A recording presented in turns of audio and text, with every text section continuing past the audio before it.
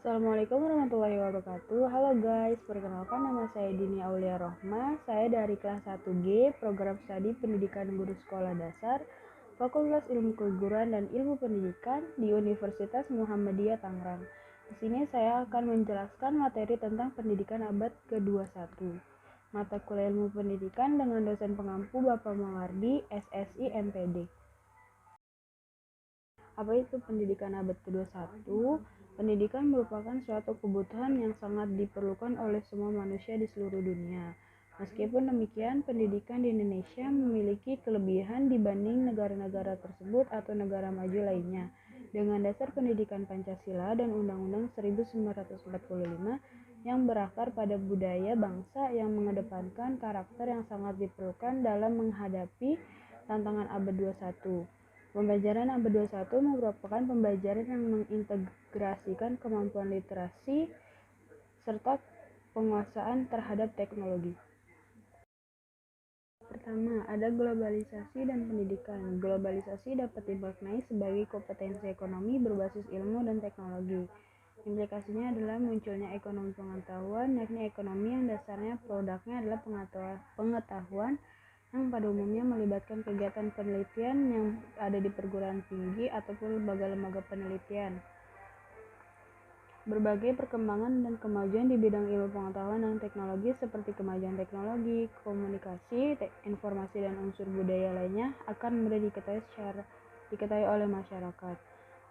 Era globalisasi mempunyai dampak positif maupun dampak merugikan. Dampak merugikannya adalah semakin meluasnya perilaku kehidupan manusia modern yang terlepas sama sekali dari kendali nilai-nilai agama. Misalnya, semakin banyak kecenderungan manusia gaya hidup yang hanya menjadikan kenikmatan indrawi atau kepuasan emosi sebagai ukuran dan tujuan satu-satunya di setiap perbuatan. Ciri-ciri masyarakat pada era globalisasi. Untuk mengetahui bagaimana ciri masyarakat di era globalisasi atau abad 21, dapat dilihat dari berbagai hasil penelitian yang dilakukan oleh para pakar di bidangnya.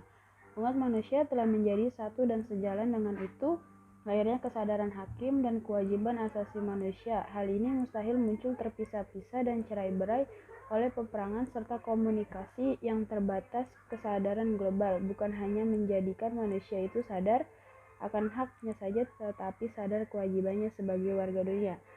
Ciri lain masyarakat global abad ke-21, lahirnya suatu masyarakat di era megakompetensi. Era globalisasi dan dampaknya. Era globalisasi melahirkan budaya global yang didapat merupakan ancaman terhadap budaya lokal atau budaya bangsa. Tetapi sebenarnya budaya global tidak perlu mematikan budaya lokal, sebab budaya global yang merupakan gambaran global dari budaya umat manusia sebenarnya merupakan mozaik dari budaya-budaya lokal atau bangsa. Globalisasi bukan berarti menghilangkan identitas diri atau bangsa, tapi seharusnya memperkuat identitas bangsa itu sendiri. Hanya dapat terjadi bila sumber daya manusia dari suatu bangsa dikembangkan bukan di dalam ruang kosong tetapi dalam ruang budayanya sendiri. Dampak negatif globalisasi bagi kehidupan pribadi. Masyarakat dan kehidupan suatu bangsa yang pada taraf tuntunan dapat menjadi ancaman, antara lain: 1. Ancaman terhadap budaya bangsa yang ditandai dengan lahirnya budaya-budaya global. 2. Lunturnya identitas bangsa.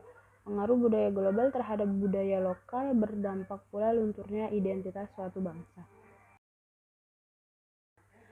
Paradigma dan tujuan pendidikan nasional di abad 21. Saat ini pendidikan berada di masa pengetahuan dengan percepatan peningkatan pengetahuan yang luar biasa. Percepatan peningkatan pengetahuan ini didukung oleh penerapan media dan teknologi digital yang disebut dengan information super highway. Di abad ke-21 ini, pendidikan menjadi semakin penting untuk menjamin peserta didik memiliki keterampilan belajar dan berinovasi, keterampilan menggunakan teknologi dan media informasi, serta dapat bekerja dan bertahan dengan menggunakan keterampilan untuk hidup. 3 konsep pendidikan abad 21 telah diadaptasi oleh Kementerian Pendidikan dan Kebudayaan Republik Indonesia. 3 konsep tersebut adalah: konsep pertama, keterampilan abad 21, yaitu life and grit skills, keterampilan berkarir, learning and innovation skills, keterampilan belajar berinovasi, dan information media and technology skills, keterampilan teknologi dan media informasi. Konsep kedua, pendekatan saintifik. Pendekatan saintifik diadaptasi dari konsep inovators yang mengatakan bahwa seseorang memiliki karakter sebagai inovator jika memiliki kemampuan untuk mengasosiasikan suatu peristiwa dengan peristiwa lainnya, bertanya tentang hal-hal yang belum pernah ada atau belum pernah dilakukan, melakukan pengamatan lingkungan di sekelilingnya, membuat jejaring untuk memperoleh hasil yang lebih baik, dan melakukan eksperimen untuk mencapai inovasi. Konsep ketiga yaitu penelitian autentik. Penelitian autentik digunakan pada pembelajaran dengan pendekatan saintifik yang memiliki karakter sebagai berikut. 1. Penilaian berbasis kompetensi. 2. Pergeseran dari penilaian melalui tes. 3. Memperkuat PAP. 4. Penilaian tidak hanya pada level kompetensi dasar. 5. Mendorong pemanfaatan portofolio yang dibuat siswa sebagai instrumen utama penilaian. Terakhir, 4 pilar pendidikan menurut UNESCO.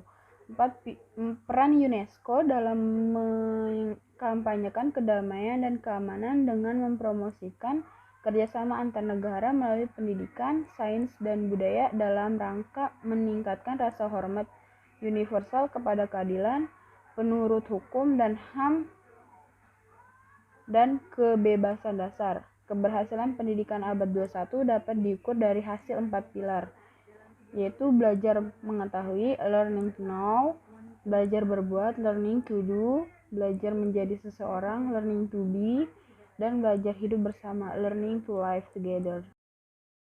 Oke, cukup sekian penjelasan dari saya. Kurang lebihnya mohon maaf. Wassalamualaikum warahmatullahi wabarakatuh. Dadah.